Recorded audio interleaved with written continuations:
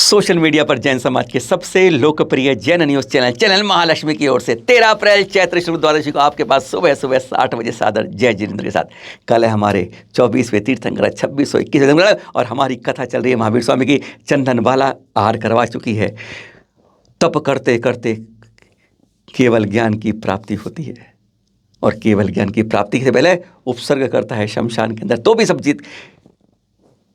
बैसाख शुक्ल दशमी यहाँ दिन होता है ये वाला, और वहाँ स्वर्ग के अंदर सिंहासन कंपायमान होता है। सौधर्म अवधि ज्ञान समझ लेता है। हाँ, धरा में हमारे महावीर स्वामी जो केवल ज्ञान की प्राप्ति हुई है, चलते हैं धरा की ओर। 7 कदम आगे बढ़ता है, साष्टांग नमस्कार कर अपनी सेना के साथ सबके साथ चल देता है। और यहाँ पर जैसे ही केवल ज्ञान की प्राप्ति होती है, 5000 धनुष ऊपर महामुनिराज उठ जाते हैं, केवल ही बन जाते हैं। और पता है वो 5000 धनुष मतलब 30,000 फुट ऊपर उठ जाते हैं। इतना ऊपर कि माउंट एवरेस्ट जो सबसे बड़ी है ना, 8,848 मीटर की, उससे भी ऊपर चलते हैं वो। कुतुब मीनार है, एक के ऊपर एक 12 खड़ी कर दो, इतनी ऊपर समुद्रण की रचना करता है कुबेर। और उस कुबेर जो करता है पूरी एकदम मणियों से, रत्नों से, कुबेर अकृत्रिम रूप से ऐसी रचना कर देता है कि देख कर भी लोग हैरान हो जाएं। स्वर्ग से सारे लेकर 12 सभाएं बनती हैं उसके अंदर।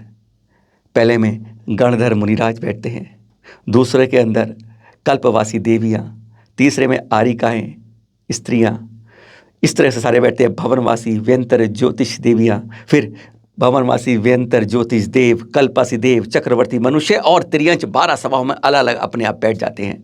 पर यह क्या, हर तीर्थंकर की अपने आप दिव्य ध्वनि खिरने लगती है, पर यहाँ पर दिव्य ध्वनि खिर नहीं रही है। हैरान हो जाते हैं सौधर्म इंद्र भी, ऐसा क्या हुआ। अब सोच लीजिए आप, मोटी मोटी बात, जो एक वरिष्ठ प्रोफेसर हो किसी यूनिवर्सिटी के, उनको कहा जाए कि आपको आके अपनी क्लास में बोलना है और सामने आप सारे बच्चे प्रेप के बैठा दो, छोटे छोटे बच्चे प्रेप के हो। अब वह क्या बोले, अपनी थ्योरी पीएचडी के बारे में बोलेंगे कुछ नहीं, चुपचाप बैठे रहेंगे। बस ऐसा ही होता है समुद्र में भी। अब तीर्थंकर की दिव्य ध्वनि खिरे कैसे, कोई सामने वाला ऐसा तो सोचने वाला हो। 1 दिन हो गए, 2 दिन हो गए, 3 दिन हो गए, 65 दिन हो गए, सौधर्म इंद्र समझता है कुछ ना कुछ तो करना पड़ेगा। हमेशा कोई ना कोई निमित्त बनता है तभी कोई कार्य होता है। वह निमित्त बना सौधर्म इंद्र। पहुंच जाता है एक सबसे ज्ञानी उस समय होते हैं इंद्रभूति ब्राह्मण, बहुत ज्ञानी पर बहुत बड़ा मान भी होता है उनमें, सबसे ज्यादा ज्ञानी मैं ही हूं।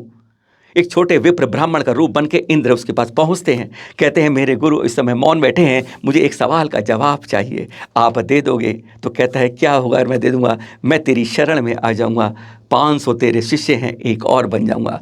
पर पूछते कहते हैं ठीक है मंजूर है, पर साथ में ये भी पूछते हैं अगर तू जवाब नहीं दे पाए तो क्या होगा। अपने मान में इंद्रभूति बोलता है कोई बात नहीं, मैं तेरे गुरु का शिष्य इन 500 के साथ बन जाऊंगा। सवाल पूछता है वह वही पूछता है जो तत्वार सूत के मंगलाचरण में पहली गाथा में आता है। हैरान हो जाता है कि ये क्या है, क्या पूछ रहा है, सवाल का जवाब नहीं दे पाता। पसीने आ जाते हैं उसको, हैरान हो जाता है। वह एक तरफ सौधर्म इंद्र को देखता है, दूसरी तरफ सवाल ढूंढता है। 500 शिष्य भी सब गर्दन झुकाए बैठ जाते हैं। कहता तुझसे नहीं बहस करता, मैं तेरे गुरु के पास जाके ही जवाब दूंगा। इतना अहम था इंद्रभूति के अंदर। कहता है चलिए चलते हैं दोनों। समुद्र तो तैयार रचना रोज कर रहा था बेचारा कुबेर, 66वां दिन था वह। और कहते हैं जैसे ही वो समुद्र में क्या होता है, सबसे बाहर मान स्तंभ होते हैं, फिर द्वार होता है, चारों तरफ 4 द्वार और 4 मान स्तंभ। जैसे ही मान स्तंभ को देखता है उसके मान चकनाचूर। ये होती है मान स्तंभ की महीना, इसलिए मंदिर के बाहर मान स्तंभ प्रांगण में बनाया जाता है कि एक बार तुम उसको देख तो लो, तुम्हारा मान भी इंद्रभूति की तरह चकनाचूर हो जाएगा और जो मिथ्यात्व था वह सम्यक्त में बदल जाता है। उसे किसी सवाल की जवाब की जरूरत नहीं पड़ती है।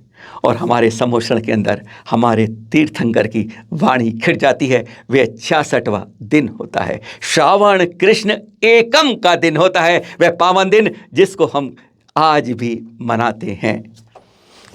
66 दिन बाद ध्वनि खिड़ती है और फिर इंद्रभूति 500 अपने शिष्यों के साथ वहाँ पहुँचता है और उनका प्रमुख गणधर बन जाता है, जिन्हें हम गौतम गणधर के नाम से आज भी जानते हैं और आज भी कहते हैं उनकी केवल ज्ञान की पूजा करते हैं। उनके केवल ज्ञान हमारी वही कार्तिक कृष्ण अमावस को जब सुबह मोक्ष जाते हैं हमारे तीर्थंकर, शाम को उन्हें केवल ज्ञान की प्राप्ति होती है।